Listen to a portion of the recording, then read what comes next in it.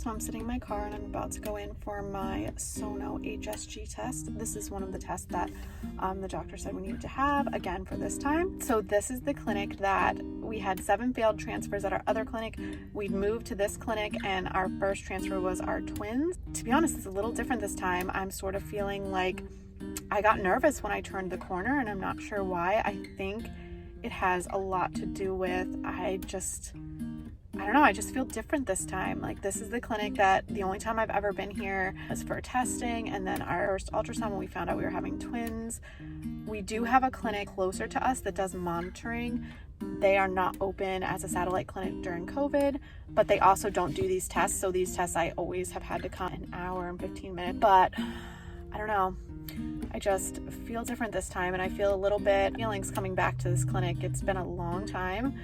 I'm gonna take ibuprofen because that's what they recommend. I don't remember this test being bad. I had a ton of other tests that were a lot worse, but I'll let you know when I come out. It's a little bit harder to coordinate this time because of having kids. Not only because of the coronavirus, you have to come by yourself, you have to go in by yourself. Even if I didn't, I wouldn't bring the kids because not for this test especially, but not for monitoring in the morning, because I've been that person that has gone through 7 failures and been sitting in the morning monitoring and watching people with their kids saying like, why would you bring your kids to the fertility clinic? And I get it. Some people don't have daycare in the morning. They just need to bring them. But I am very, very conscious of that. And I just wouldn't bring my kids anywhere close to the fertility clinic or anywhere close to the monitoring clinic, just out of respect for the other women that are going through this, because I know how it feels.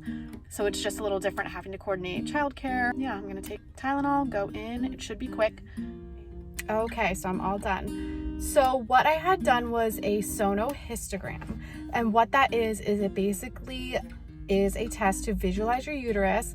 It can tell you if there's anything wrong with your uterus anatomically that is causing your fertility issues.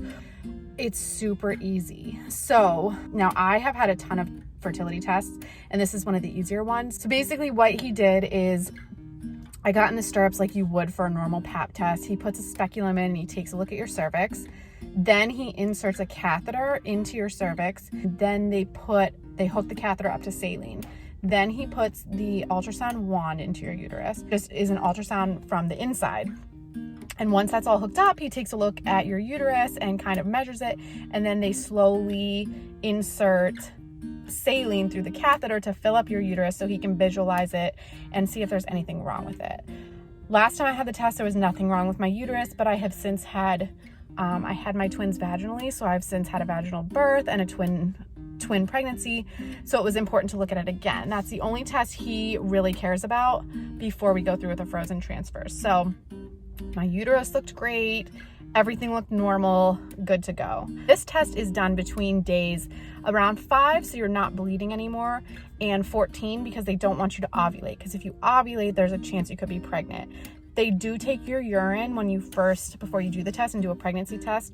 Honestly, it's kind of like rubbing salt in the wound, but I get why they do it, because if you were to be pregnant and they were to do this test, it could terminate your pregnancy.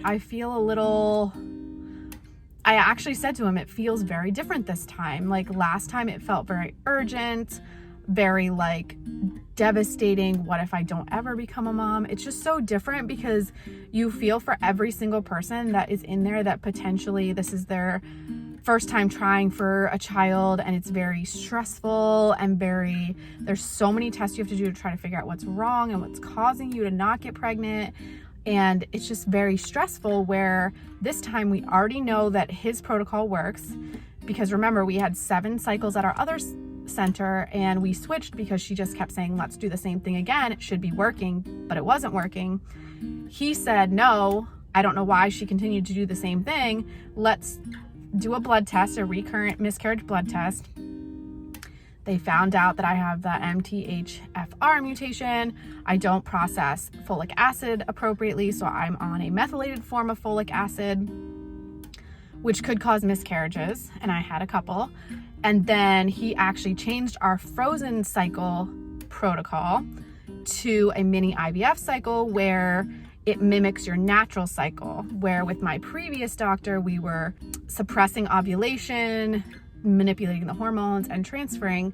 With him, he said, let's just do a mini IVF. When your body would normally create an embryo for implantation, we'll put the embryo in. It makes perfect sense why you wouldn't do that all the time, but this doctor's great. He specializes in recurrent miscarriages. So we know what protocol we're gonna do. Like, we know that protocol worked. That is the protocol that got us our twins. And it was a one and done at this clinic. So I saw him once before the twins. I saw him for this test in the same clinic. This is the main clinic where they do all the testing. And then he actually didn't do our transfer because our transfer couldn't be manipulated to the point that he knew what day he was going to be here. I didn't actually see him again till our telehealth visit a couple weeks ago. So, but the protocol he used, we know works. The question is, was it a miracle and it won't work again? Or was it the secret sauce? So that's kind of what we're figuring out, and it's going to take another transfer to figure out. I actually talked to him today about we have 4 good genetically normal embryos, which we know. We have 2 boys and 2 girls. The only reason we know that is because during our last cycle, we were desperate. We didn't know what was wrong. And the only thing the doctor could think of is maybe your embryos aren't normal. So we spent $14,000 to have our embryos tested. So we had another egg retrieval, tested those embryos and tested the ones we already had frozen, sent them to a lab. They tested the genetics. That doesn't mean that once they're implanted in you and they develop into a baby that they won't have any genetic abnormalities. It just means at the stage that the embryos are at, there is no genetic abnormalities. So we know that they're genetically normal. 4 embryos, they're graded pretty high. Statistically, just the way IVF goes and just the way this works, he is predicting 2 of the 4 will work. Our issue is, ethically, we don't want to destroy the embryos because we already know the sex, we already know they're normal, and so we would like to try all of them because we also don't mind having a big family. But statistically, only 2 will work. We just don't know. So we don't know if this next transfer will work or fail, and we just have to roll with the punches. I think as we get closer, I'm still gonna have some of the same feelings of nervousness, and you have to wait 10 days between your transfer and your blood test. I am not a pregnancy test person. I took them with my very first cycle and it was torture. I have a telehealth visit with this doctor in a couple weeks when my blood work comes back, even though he said he really doesn't care what it shows. And then we will go over the protocol, get the medications ordered, and we will probably start in August. Now the big decision is my husband and I have to decide if we want to choose the sex of our embryo or if we want them to just pick based on which one is graded the highest. With the twins, we chose to put in a female and a male embryo, and we thought if we get pregnant, we'll be surprised because we didn't expect both of them to stick. We didn't expect any of them to work. We definitely didn't expect both. So we knew what we were having as soon as we got pregnant. Thoughts on that are kind of weird. So my thoughts on that are we controlling too much by choosing the gender? We are not gender selecting. The issue with celebrities is they will sometimes do IVF to have a girl or IVF to do a boy. To have a boy, that's gender selecting. We are not gender selecting per se because we are planning on using every single embryo. We would just be selecting the potential order, and it may not even work out that way. There's a little part of us that feels like, are we trying to control too much?